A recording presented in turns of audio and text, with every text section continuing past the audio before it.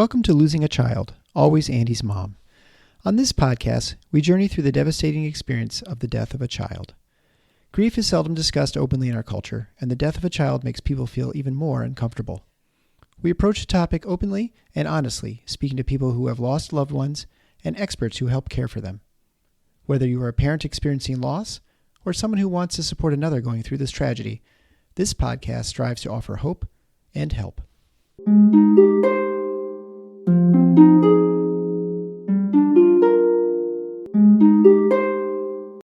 Welcome to episode 144 of Losing a Child, Always Andy's Mom. I'm Marcy Larson, Andy's mom. So today you get part 2. So if you haven't listened to episode 143, you might want to do that first, because that was the introduction of these wonderful 2 couples who started the organization Just Enduring. So last week, if you remember, we talked with Nick and Martha, and we just touched on what Just Enduring is all about. So this week, Lara and Ben help explain more of what they hope Just Enduring will be able to accomplish. And I am just so excited to introduce that to all of you, because I am hoping to be really a key part of that and help them with their mission and trying to help hospitals and physicians and other groups kind of learn more about how to help people as soon as they start on this grieving journey. So now you get to hear all about Ben and Lara and their amazing little son, Jackson.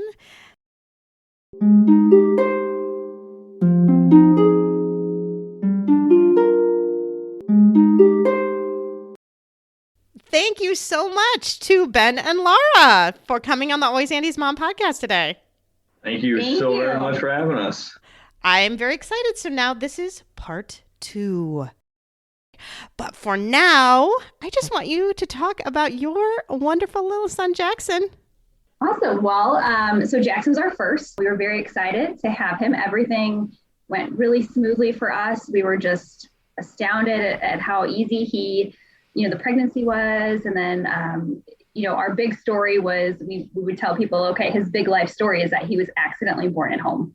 I just did not make it in time to the hospital. And luckily we had a doula who was about a test away from being a midwife with us, barely, but she was with us. Oh, that's good. She arrived 19 minutes before Jackson came to us. So Really? So did she come in preparation of taking you to the hospital, or what all happened? Right. So her plan was, we called, and it's our first. So we're like, well, I'm having contractions. They've been going on for a day. You get the normal advice of what to do, get in the shower and kind of, see how things go and progress. And I skipped a couple stages of labor unknowingly. And so, the parts that tell you go to the hospital. But we called our doula and we said, we think you need to come. It's time for you to come be with us. And then, we need to assess whether we need to go to the hospital. So her plan was to go to the birthing center with us and be with us, not actually deliver him, but just be with us to coach us. She made it just in time. She actually got there and told Ben, okay, you need to go pack the car. We're leaving now. And then by the time he did that and got back, she said, change of plans. We're going to go ahead and have this baby here. And we already had bags ready. It wasn't like I had to go pack. I just literally threw things in, came back, and Jackson was coming. Yeah. Oh my gosh. Wow. So he was born at home, very unexpectedly. He was fine. He was healthy. Everything went okay. And we ended up going into the hospital afterwards, to obviously make sure everything is okay. But so that was our big Jackson story, right? So we were like, okay, that's going to be his life story. Right. That's the one that you tell forever, right? Yeah, exactly. And I'll add too that recording this podcast is particularly meaningful for us this weekend, because tomorrow actually would be his 4th birthday. That's true. So yeah, very, very meaningful to us to get the opportunity to talk to you this weekend as well. That is really beautiful to think about. Yeah. Love that. So just about 4 years ago, I went through that labor with my first one a little quick too, because I was in the hospital because they had to induce me, but I got to like 4 centimeters or something, and they said, okay, we can put your epidural in now. And I could tell that things were moving like really, really fast, but I really wanted the epidural, so I didn't say anything. And it took a while, and they got it in, and they said, well, we're going to check you again now. It's been an hour, so you'll probably be about a 5. And I said, I am way more than a 5. Because I could just tell that I was. And they checked me and they said, you're right, it's time to start pushing. Oh, gosh. So that reminds me a little bit of you. Like all of a sudden, like, okay, we're kind of going along. You're like, okay, all right, it's time to push. We're having a baby right now. Yeah, exactly. Completely unexpected. Uh-huh. After that, he came home and we went through the normal course of infant checkups and weight gains and all that. And he was doing great. The only thing that really was, in retrospect, a clue to us is that he had some heavy breathing. Okay. And we had, kind of followed up with a pediatrician that we had, and they were like, okay, sometimes kids can breathe heavy. Everything seems to be okay. We actually took him into a hospital when he was 2 months for, he was kind of having some stridor and breathing a little heavy with that. And so we thought, okay, RSV, something like that. He checked out okay, x-ray was okay, sent us home, doing great. Then at 6 months, kind of the same thing presented again. And so we were like, okay, it's getting to be Thanksgiving weekend. Let's go ahead and get him in because we don't want this long weekend of not being able to see somebody. Yeah. So we took him to the pediatrician and she was like, you need to go to the hospital and take him in because he does have that stridor again. And we want to get it checked out. So Ben took him and I left a work Thanksgiving lunch actually to go meet him there. We get to the hospital, a local hospital near us, and they do kind of the same routine things before, only this time, instead of sending us home, they gave him some breathing treatments and then admitted us for overnight. And then at some point the next day, which was actually Thanksgiving, they told us, we don't think that we are fully equipped here for his age, and we would like you to go to a more specialist hospital. So, one of the 2 that can treat children. So we chose St. Louis Children's after some thought and back and forth, and that's where we ended up going. So I went with him in the ambulance, and at that point, he's still coherent. He's still doing okay. It's just heavy breathing and mucus and all that going on. Ben met us there. That was Thanksgiving Day. Yeah. We had some super, awesome nurses that went above and beyond to go and try to give us a Thanksgiving meal, like as we're trying to get transported in an ambulance from one hospital to another. And then, once we arrived at Children's here in St. Louis, by the time I got there and, they had already taken Jackson and Laura in, they were already connecting them to countless different things. And it was a very different experience, just kind of seeing what was going on. Yeah. That's when it kind of was like, okay, this seems even more serious, at this point. Yeah, I think that's when it really got real, is because, so when I arrived with him at Children's, they took him up, they had him on the gurney, they took him up, I was with him. We got into the PICU in one of the rooms, and it was like a flood of nurses just came in and started hooking him up to things and everything. And I kind of started to take a step back and was like, wow, okay, something is really seriously going on here. Yeah, it's not just that they need us to be in a different hospital because they don't usually take care of babies. Right. He needs to be not only a different hospital, he needs to be in an ICU of a highly specialized hospital because he is that sick. Yes, correct. And so, at that point, we're still thinking, okay, there's some sort of virus, going on, and he's just not doing well because he's 6 months, right? So actually it was the day before it was his 6 month. He turned 6 months old, and the day after that was Thanksgiving. Yeah. So we took him to the hospital. He turned 6 months. Yeah. We took him into the hospital. Right. So much different from what our plans were for him, introduce him to his first food that night, introduce him to a bunch of food on Thanksgiving, have some fun with him. Things were quite different. And we were obviously, focused in another area at that point. So we were basically there for about 4 or 5 days, doing hundreds of tests, everything coming back negative, doing tests multiple times. The not fun part of sticking an IV in him multiple times. He actually said his first words, which I believe was mama at one point when he was trying to get stuck with something. It was both amazing and heartbreaking at the same time. I'm sure it was. Wow. And so it was about the 4th or 5th night in, super early morning. I had not slept at all in over 24 hours. a pediatric ICU is not the easiest place to sleep by far. No, it is not. I think Laura had maybe gotten 30 minutes of sleep that night when Jackson he couldn't get comfortable. And so Laura was still breastfeeding, tried to pick him up and breastfeed him. And that's when he just wouldn't take anything. And that was the first time in his life. I mean, he was always wonderful with nursing, never had any issues with any of that, which is why, part of what didn't clue us into what's going on, because I think had he had some nursing issues, they would have thought there was something more serious going on with him. Yes. But he was eating like a champ and he was doing great and he was active and he was developmentally wonderful and maybe even ahead. And so I went to go nurse him and he just wouldn't do it. And I was like, okay, what's going on? And it was pretty dark. It was like 4 a.m. And I looked over at Ben and he's like, he's turning blue. And I was like, oh my God, what do we do? And I think I kind of went into shock a little bit. Mm-hmm. The nurse came in, immediately saw it, hit a button, and I mean, that's the code blue button basically. In 2 minutes, we had 30 people in our room working on them as we're getting ushered out. An awesome doctor from another floor came up and actually talked Laura through everything that happened over the next 3 hours as they continue to work on them. I kind of was by myself in another area of the hospital. You're just kind of losing it with every beeping sound, we're hearing or lack thereof.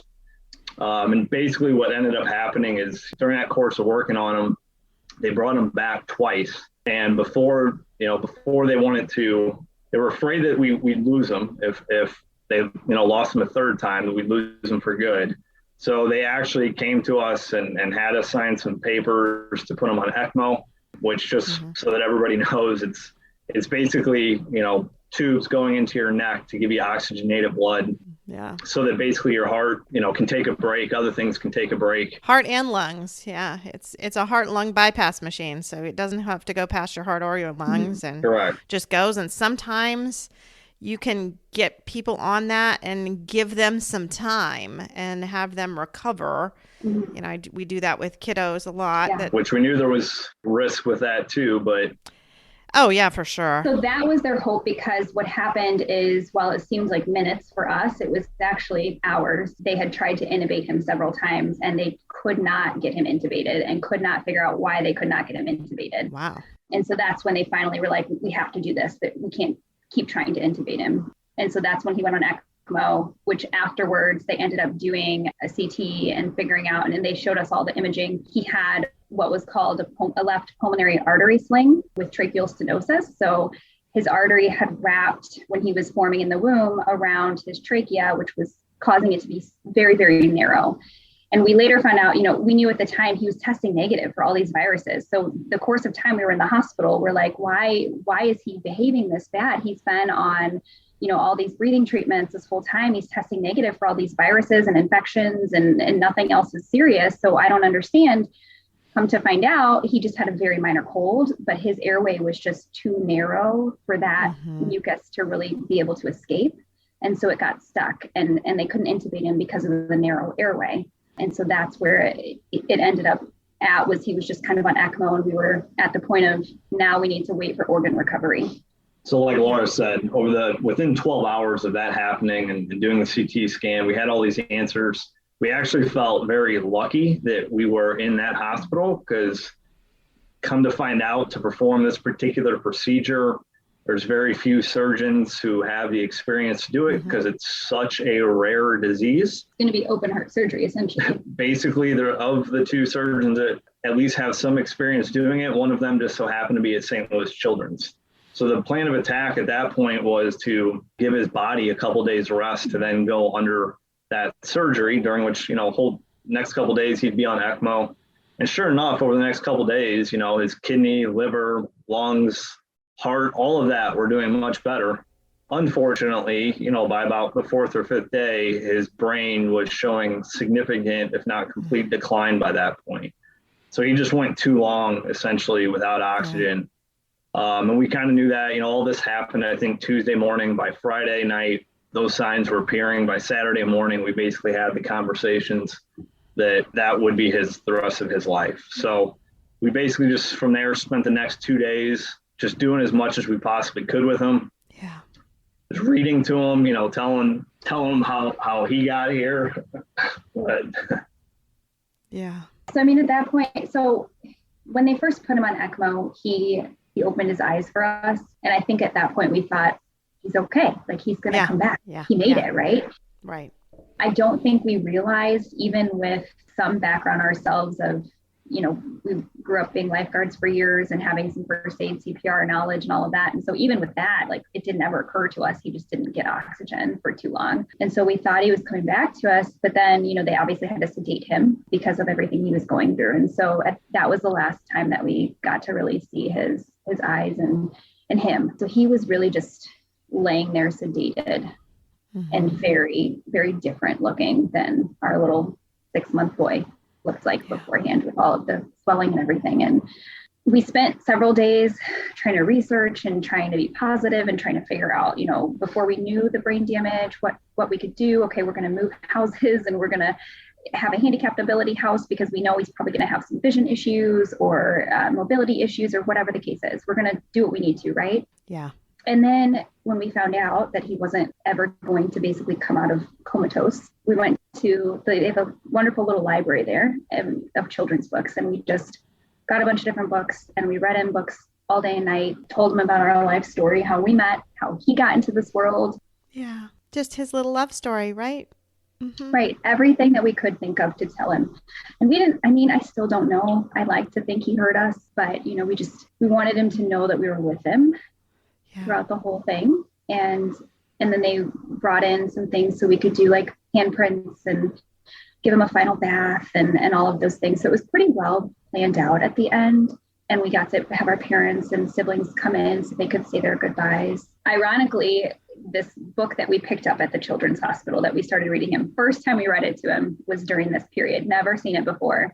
Called The Pout Pout Fish. Okay. I don't know this book. A very popular children's book. Yeah, it's a really good children's book. And we had never seen it. We were like just grabbing books off the shelf in the library to try to read him. And that one it had like a sweet message to it, because this fish thinks that he's sad until he realizes, after all of his friends trying to cheer him up, that he's not a pout pout fish. He's actually a kiss kiss fish. And he's meant to be spreading cheery cheeries all over the place.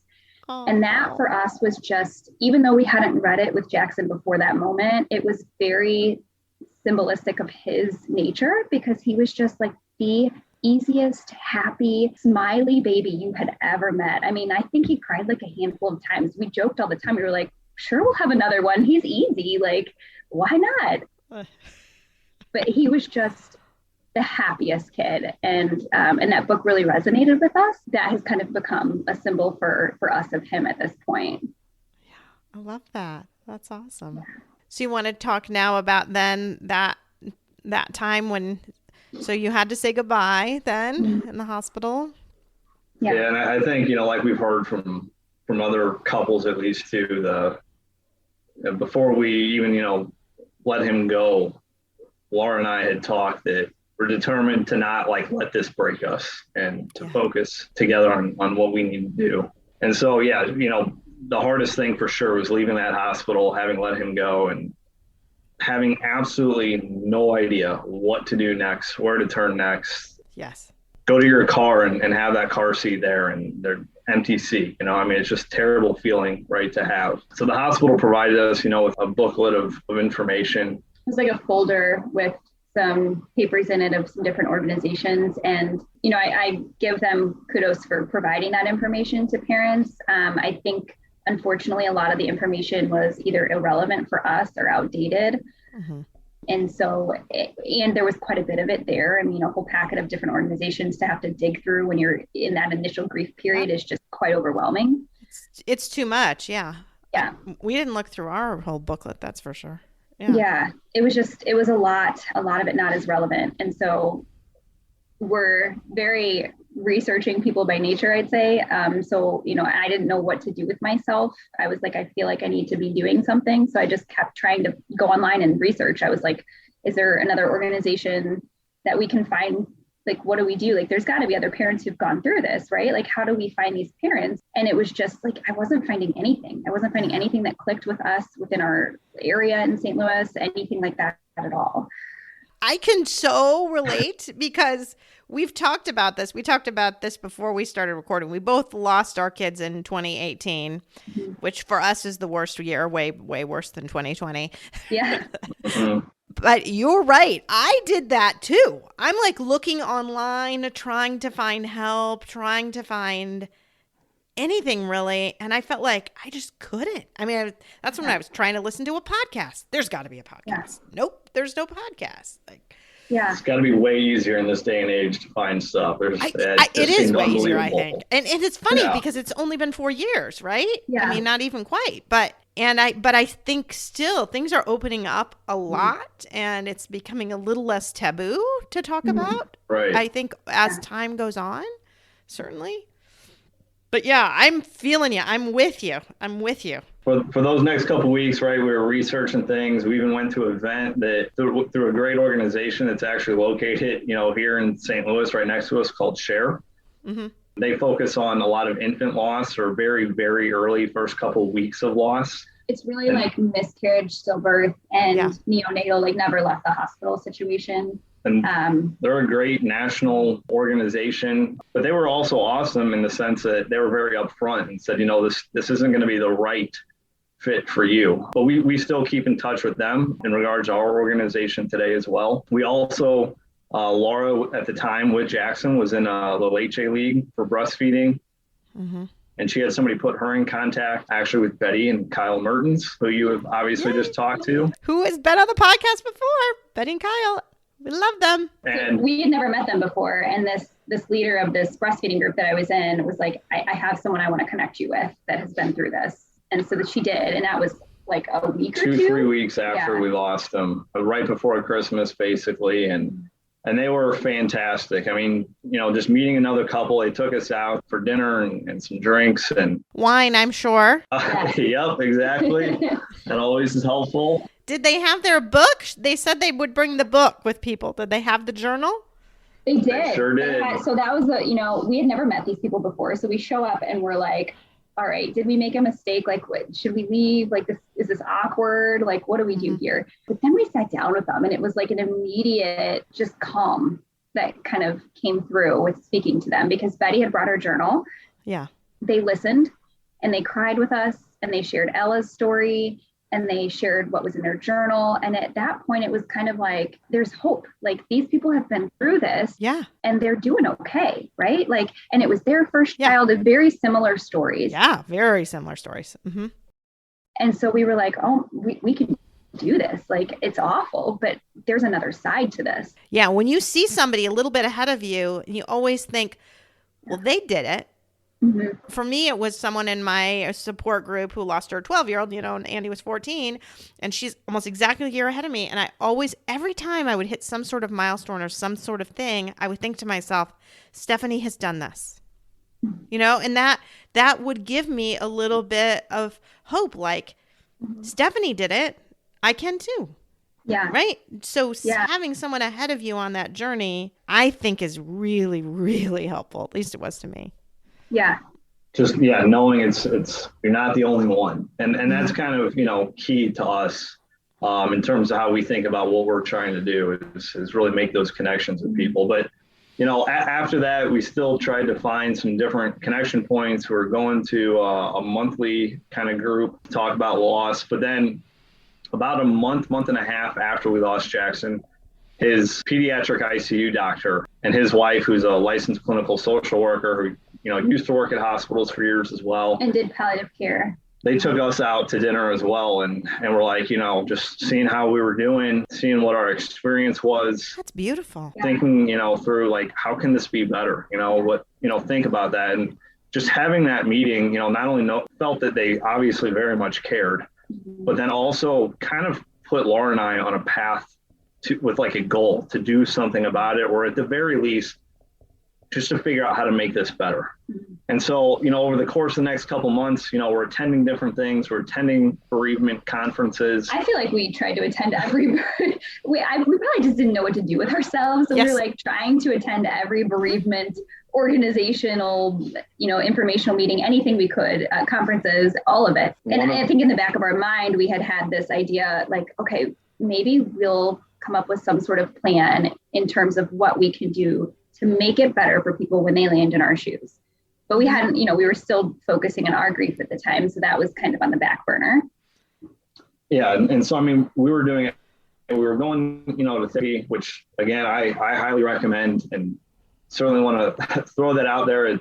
The tip I give to every bereaved parent is, I know therapy sometimes has a little bit of a negative connotation, but the way I think we approached it was more of, it's a way to help facilitate your thoughts, where if a therapist can do it right, they just ask you questions that maybe you haven't thought through yourself before, that helps you actually go through things in a more healthy way than just kind of letting them sit there. So for us, that was super helpful. And I think, and we did it together, which was really helpful, I think, for us to be able to see each other, because everybody grieves so differently. Yes. And I'm actually in the process of writing a blog for our website about this right now. It really helped us to realize that the way we grieve is different, and that's okay. And what we needed to do for each other, and how we could be there for each other, and what each other's triggers were, and all of that, so that we could, and I think it really did help strengthen our relationship. I often say it almost feels like that's the strongest year that we have ever had together, is surprisingly the year after we lost Jackson. Yeah, I think you're right in that a lot of couples might think, oh, my husband's not grieving. He's not grieving. A lot of wives, I think, will think that because they want to verbalize things. And perhaps the husband is not verbalizing it. They're going out for a run, or I know we've given this example, Gwen's given this example of they're out chopping wood, they're out doing some more things, and that is grief work. I tore down a shower, I built a couple workbenches, it was all of that. Ben did quite a few home improvement projects, and that was your grief work, and it actually was grief work. And if you have someone like a therapist be able to explain that to you, I think that can be extremely helpful. And that's why I like to mention it too on this podcast, is because I do feel like especially a lot of moms can misinterpret and things and think, why is he working on that right now? That does not matter. That is not what's important. What's important is we just lost our child. And yet that is the time that you can process, and doing something with your hands, and now just having that space is a way that you can process things, right? It's just different. Mm-hmm. I definitely agree. I think we definitely processed. I mean, there are a lot of similarities, I'd say, that we did, with our grief work, but at the same time, so many different things. Like, he would be working around the house doing those things, and I would be like, my brain needs a serious mental break, and I'm going to sit down on the couch and pour myself into something that does not matter on TV, because I cannot mentally, take the things going around in my mind at the moment. Right. Nice non-triggering cooking show, for example. That's a whole nother story. It took quite a while to find some shows that weren't like everything was triggering at first. So it's amazing how it can be, right? Yeah. Isn't the grocery store like the worst? I just feel like that is the worst. It is. And I distinctly remember we went to a hardware store, and I'm like, cool, there's not going to be any triggers here. And we're standing in line, and there's this little boy in front of us, and I lost it. And he was okay, but we just had a knowing, an unspoken communication that if something like that happened, I'm just going to leave and go out in the car. And I just can't take it. My big trigger was every single time I was out and about and I saw a family with 3 kids. Especially if the middle one was a boy. It didn't even matter what the other ones were, but if the middle one was a boy, I would be thinking in my mind, like, you don't even know what would happen if that one was just gone tomorrow. Just like crazy thoughts that I'm thinking. Yeah, but those are the things that end up triggering you. Mm-hmm. I'm with you. I don't think anybody could ever know what it is that's going to trigger them until you're in that place. So most people thankfully never have to know that, and the triggers can change over time. They do. I would say too. I mean, something that used to bother me a couple of years ago is completely different today. It doesn't bother me today, but maybe there's something different. So this week they had a beautiful, the high school that Andy, he was in elementary school through the 8th grade, and then he was going to Aviation Academy for high school. But the original school that he went to all these kids with, they had their graduation, high school graduation, and unbeknownst to me, they decided to have a moment of silence for Andy, which I found out about, and I had people texting me about it, and it was beautiful, and I sobbed. I was sobbing on the deck to the point where Eric came running out. I think he was pretty sure someone else had died because I was sobbing like that. But the next day I had to go to work and had to go to walk-in, and we just see them in order. And the we got to one that was a 15-year-old boy, and I was like, nope, that's not happening today. And I've been okay seeing teenage boys for a few years now. I've been pretty fine. But that day, there was no seeing a teenage boy. We're like, we are skipping that and moving on to the 7-month-old girl underneath. Like, that is what's happening today. And I just turned to one of my partners and said, that can't happen for me today. And they're like, okay, totally cool. Not a big deal. But you just, like you said, you just don't know what will trigger you. And I don't know that I would have realized even when I walked into work that day that I wasn't going to be able to do that. But it turns out I couldn't. Right. And the funny thing about that too is, like, for example, when we saw Betty and Kyle, and even like the first time we were introduced to them, their son, Ryder, was actually, so that was their child after Ella. And he was the same, a couple months different from Jackson. So relatively the same age. They ended up having to bring him with them for part of our meeting. And, she was obviously very apologetic, thinking it might cause a trigger. Yeah. But it didn't. And for whatever reason with us, or at least with me, seeing other kids of bereaved parents was never the same for me as it was just seeing like a random family out or other people that we knew with living children, which you internally, you feel awful about that. But it was so weird how that worked, that it was like, I have zero like triggers, no feelings at all. Like, in fact, I kind of like, I just want to love on your son. Right. But if I saw somebody else in that same position who I knew was not a bereaved parent, it would be like just a trigger. Yeah, I agree too with that. So going back to the 3-kid thing. So what ended up kind of getting me out of that is I one day had this realization in my head that I didn't know that there didn't used to be 4. Right? I have no idea if that's a whole family.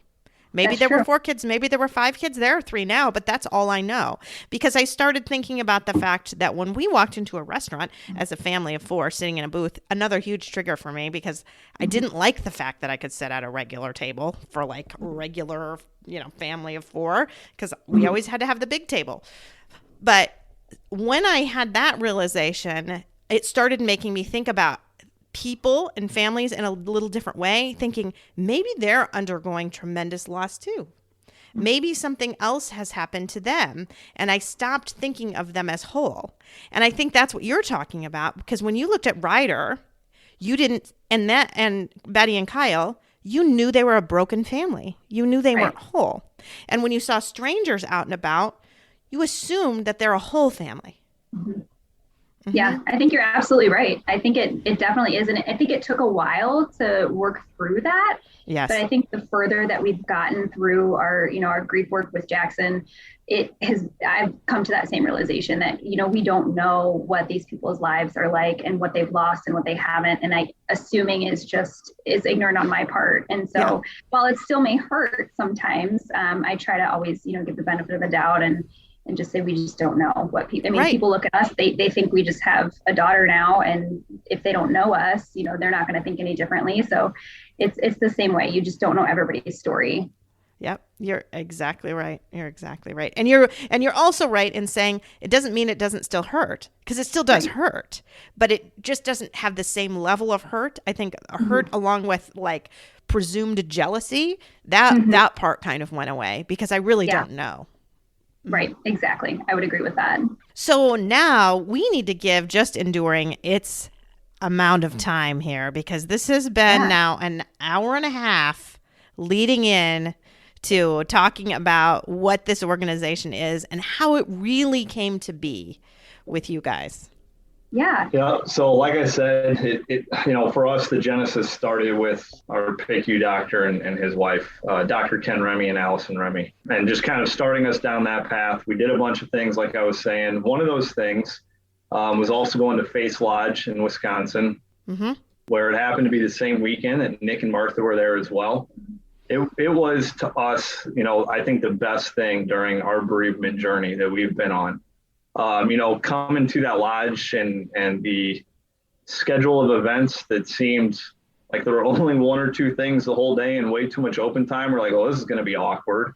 Yeah. But it actually, I think, ended up being quite the opposite and quite the benefit, where it provided a lot of open, free downtime to talk with the other parents and get to know them. And that's exactly what we did.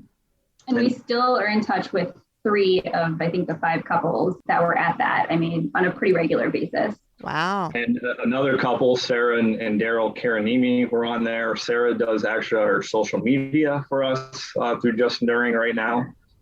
So yeah, it was a very kind of tight group for sure. But it was during that stay that, after a couple beverages and talking, late into the night, we were just saying, we got to do something. What exactly that is, we don't know.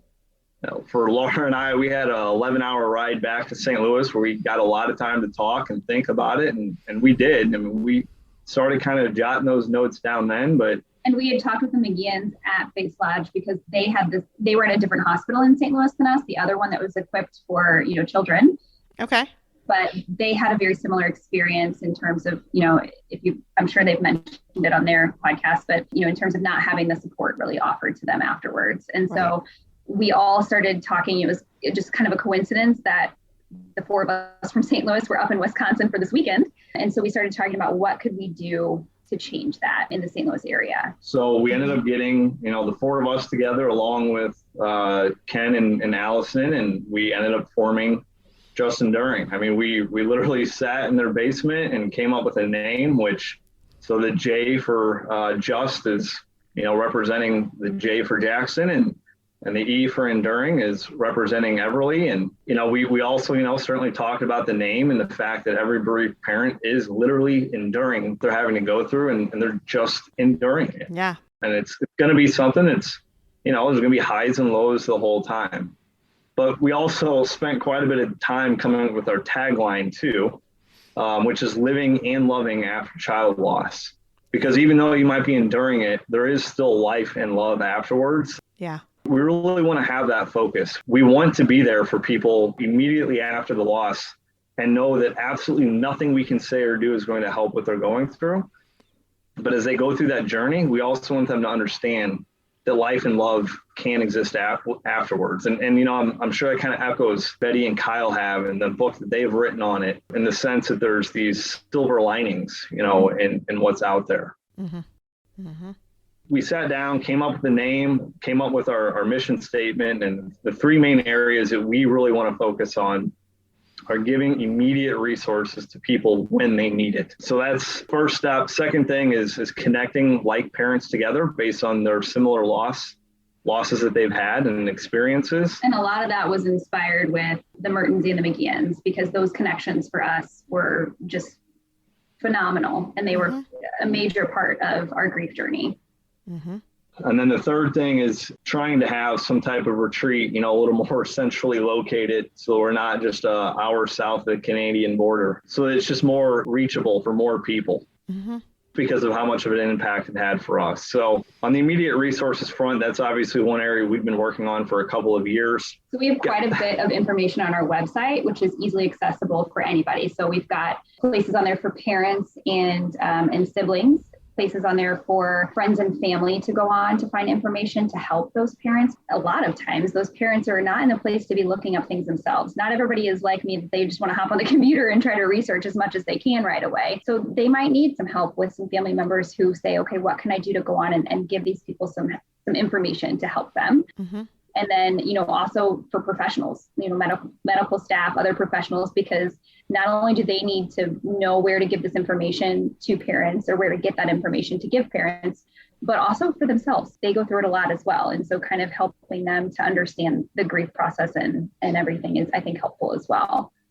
I would add to that, things such as what to say, what to do. I feel like those are some of the most popular things, right? That people are like, I don't know what to say to a bereaved couple and what they've been through, which is 100% fair. Yeah.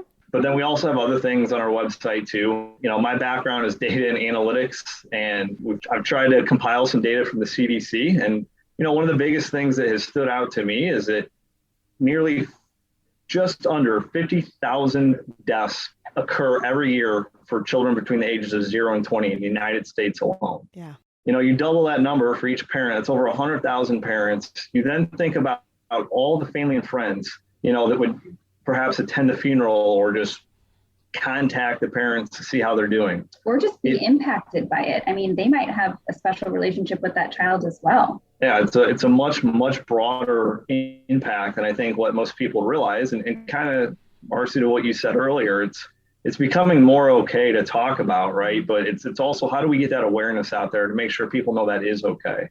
Yeah. Which kind of then leads into the other part of our website that we try to do. We have two different sections on there. One is basically what we call our children's stories. And we give every bereaved parent, mom and dad, specifically separately, an opportunity to talk about the life they had with their child, what the loss was, and then again, what that life and love is after that loss. Yeah. And we purposely want to have an opportunity for the mom and dad to tell that uniquely, because they both have their own connection and relationship with their child. But we also specifically are trying to call out, for dads, it's okay as well to go out there and tell that story, because more often than not, it's the moms, which is great, but we want to make sure the dads know they got some love too. Yeah. So then the last part that we have as well is our Living and Loving After Loss blog.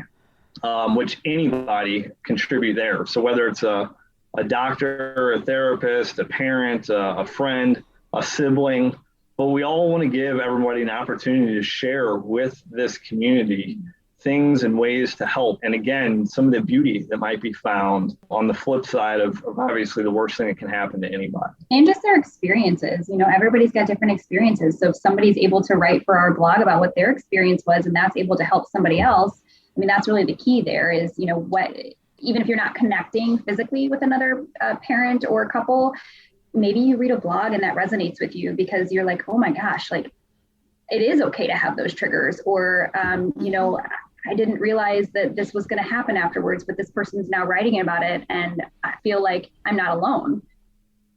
As Laura alluded to a little bit earlier, the other really big thing on our site, the thing that we feel like really differentiates us from anybody else out there and anybody kind of in this bereavement realm is what we call our Parent Like You program. Mm-hmm. Friends and family can refer a parent, bereaved parent themselves can sign up for it. But the whole purpose is we want to make that connection like we had with Betty and Kyle, like we have with Nick and Martha, that you can find somebody who perhaps had a loss around the same time that you did. And you can kind of go through this grief journey together. And so that's really kind of our vision for that. We are young, we are still new, we are still growing that community, but that's also our biggest thing that we're trying to make those connections on. The best thing I can somewhat relate it to is like a dating app where, you go on, you make some selections and you find that right connection. That's really our end goal that we want to get to. And we know with nearly 50,000 children who pass away every year, there's more than enough people just in the United States alone to help make some of those connections. And whether those connections are, like Ben said, based on the time frame of when you lost your child, their age, their condition, the cause of death, whatever it is that the connection feels most comfortable, like whatever each party feels like is helpful for them, that's what we want to focus on. So we can ask those details to find out a little bit more and try to make that connection.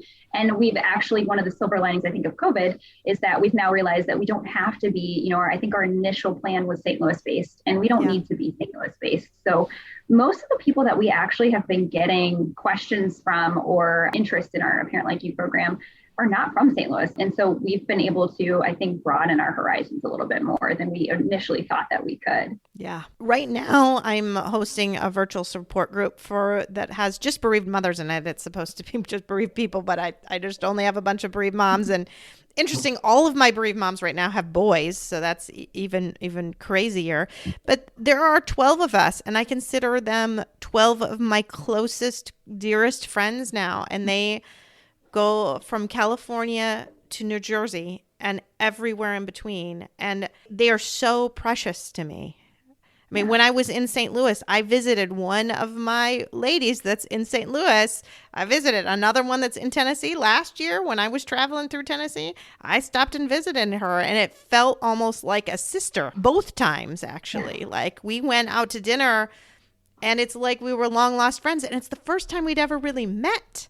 So Yeah. it's amazing what those things can do for you. That just, I mean, they're both closer friends than many of them that I have locally now that I consider my friends, but it's not on the same level. Right. And I think you hit the nail on the head. It's like we've realized that even though they seem like strangers, when you meet these other people who are bereaved parents as well, and you share your stories, it's like that connection is instantaneous almost. And you just feel so close to them, and they become such a big part of your life. And we wanted to be able to have that connection for other parents, which is part of where this program comes into play. Is we don't want people going around feeling like they're not connected, to other people, and they can't share those experiences. And we want them to have that, because I think that's really helped us in our journey. And when we've talked with other parents who've gone through the same thing, they've echoed that sentiment, that it's also, parents that they've met throughout the journey have really been kind of foundational for their grief work. Mm-hmm. And I think that that's what we want to be able to share with other parents, so that they know that that's out there, and that it can take whatever form they want. It can be text, phone calls, Zooms, in person. Everybody's got a different opinion on what is within their level of comfort. And so we want to approach that in a way that fits them best. Yeah. And so, I mean, the last thing I guess I'll say is there's so many things, right, you can do to help you along this grief journey. And we want to certainly on behalf of Just Enduring provide those through the immediate resources, but also through this program. We absolutely, as I've already said, encourage therapy and a variety of other things, but we feel like having that intimate connection is perhaps the most important thing. Yeah. And I think a lot of people talk about the groups of people getting together, which is fantastic. But, when you do that on a regular basis or every month, and everybody kind of rehashes their same story over and over again, you want to feel a sense of progress. Yeah. and a sense of progress together.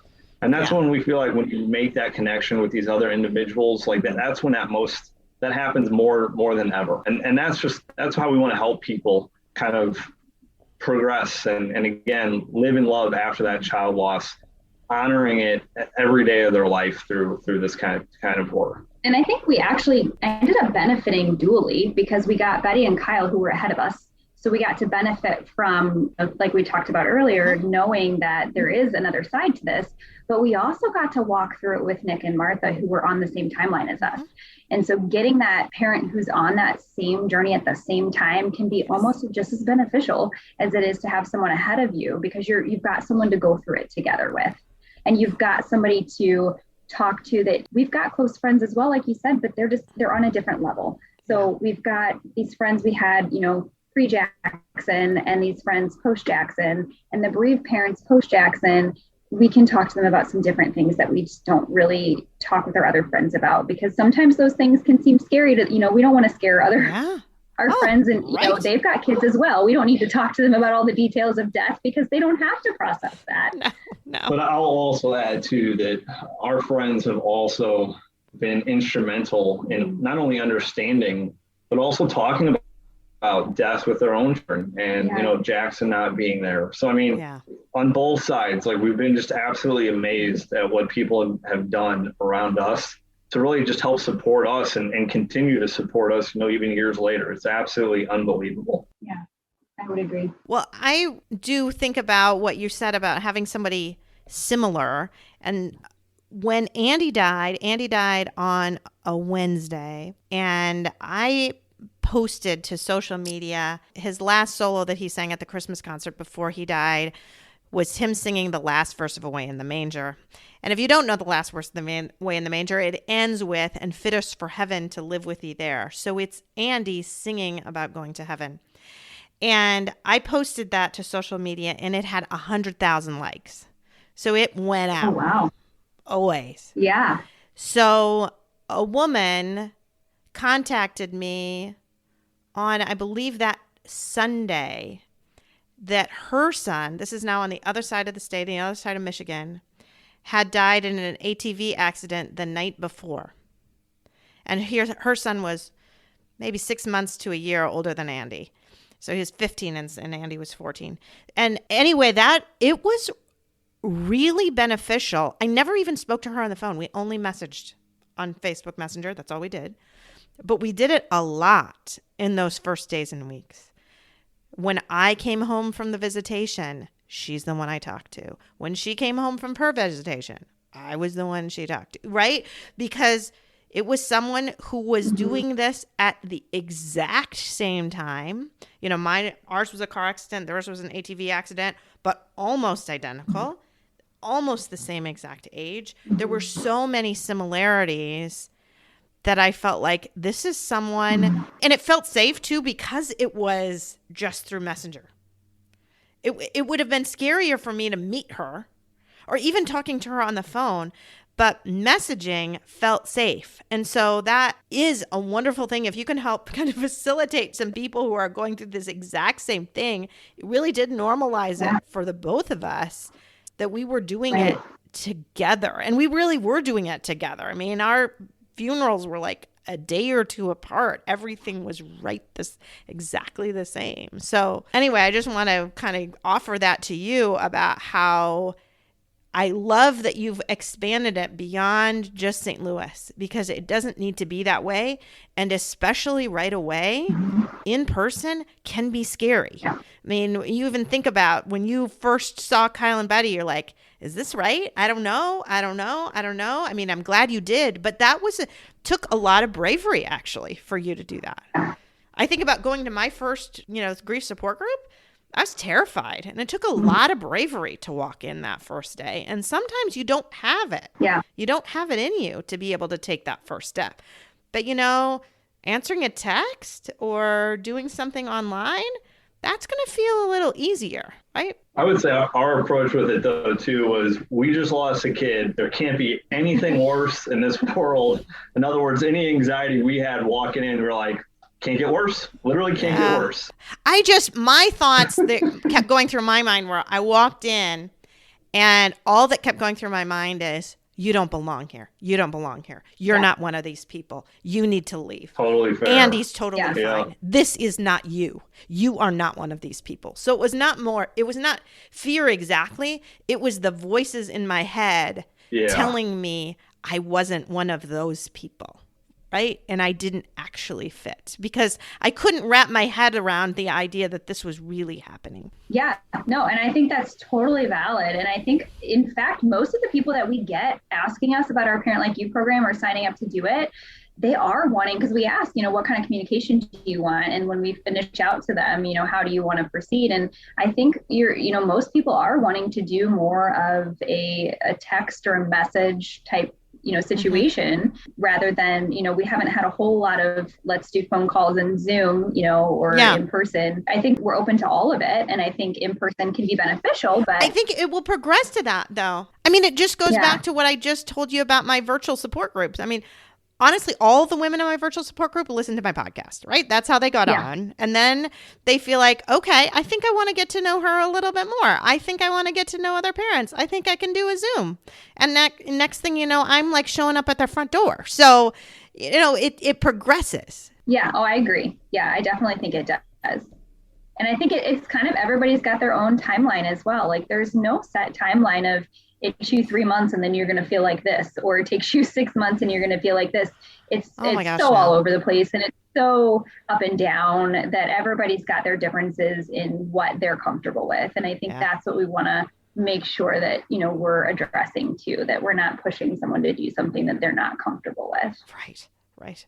I mean, I'm at over 3.5 years now, and I cried every day this week. I mean, I just had a really awful week, and that's totally okay. Right? It just is. Yeah. I just had a lot of triggers going on. There's a lot happening with this graduation and all of that. It's just a lot. And it's all right. It's all right. Yeah.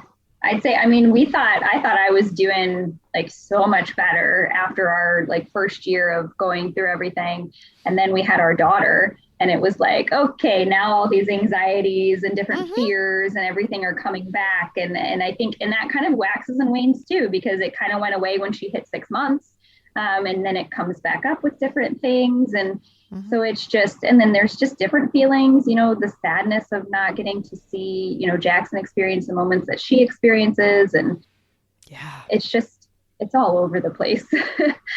It is. And that's the beauty of having people walk it with you. I love what you're doing. I'm so excited to see this grow and really be even more nationwide. So again, how to get in contact with you, just tell people where you are, if you're on social media, things like that. So our website is justenduring.org. And then we also are on social media. So we've got Facebook, Instagram, Twitter. I think we have a Pinterest account as well. Yep. And we're currently in the process of trying to get in to be more of a cornerstone within hospitals and funeral homes. So that is to come. We're, in those baby steps, but hopefully those things will be available for parents, as they unfortunately end up in this situation where they're walking this path. And that'll be something that we can hopefully get into their hands pretty immediately. We also have different contact forms. I would just say that is key. So the support group that I went to, the reason I even knew about it, I told you I got the whole packet from the hospital that I didn't really do much of anything with for the most part. But when I went to the funeral home, I also got a packet of information. But the thing about the funeral home is the funeral director handed me a packet of information. He took out one of the forms that he had, the flyers. He flipped it to the back. He circled Starlight Ministries, wrote down Gwen's name, and he said, call this number.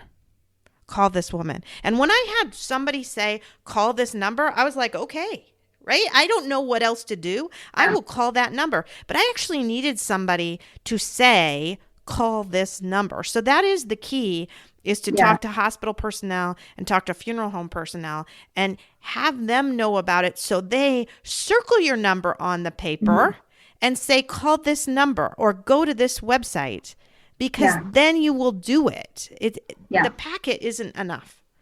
Right. That's so very, very true. That's where too we purposely offer, printable PDFs for the caregivers, for family and friends, right, to give to the bereaved parents, even of just a simple one-pager PDF in terms of just check this out. Something in front of you, go to it, look at it. Hopefully there's even the smallest thing that can help you, then we're happy just to get you along your grief journey. We're happy to kind of play that role. I think that's why we put so much on our website too, is because we want people to be able to access that at their own pace.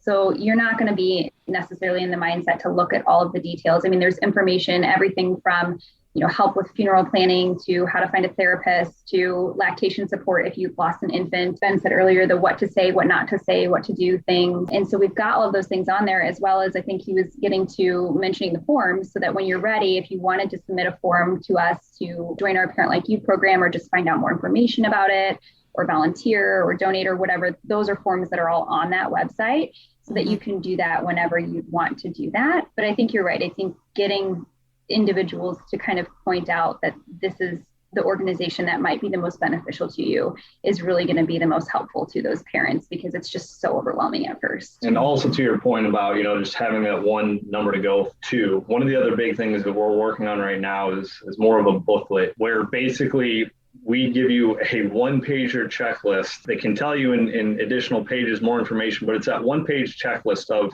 okay, right after the loss, what do I do? In the first 0 to 2 days, what am I doing? In the first week, what am I doing? In the next couple months, what am I doing? What does that look like? Where should I be? So that things like planning the funeral, can be a little bit simpler for what you're having to go through right now. Like, you don't have to get as involved in that, or to reach out to a friend to help, plan a funeral, to contacting Social Security and having to deal with that entire mess. Like, all these little things that, maybe most people don't think about that can feel so overwhelming in this time. We're just trying to make it a little bit simpler, during that time in their life. Yeah.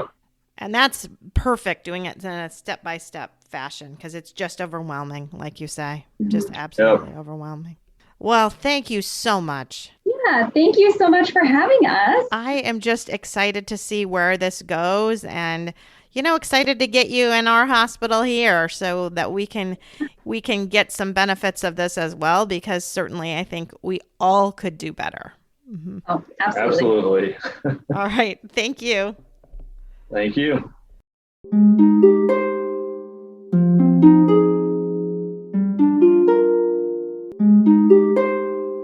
Thanks for listening. If you found this helpful and would like to support the podcast, please leave a 5-star rating and comment.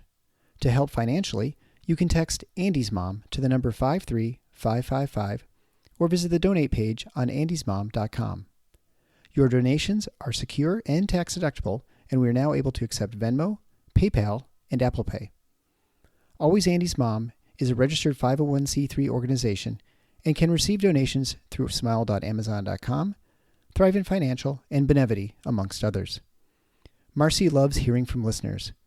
Please feel free to reach out to her via email at marcy@andysmom.com.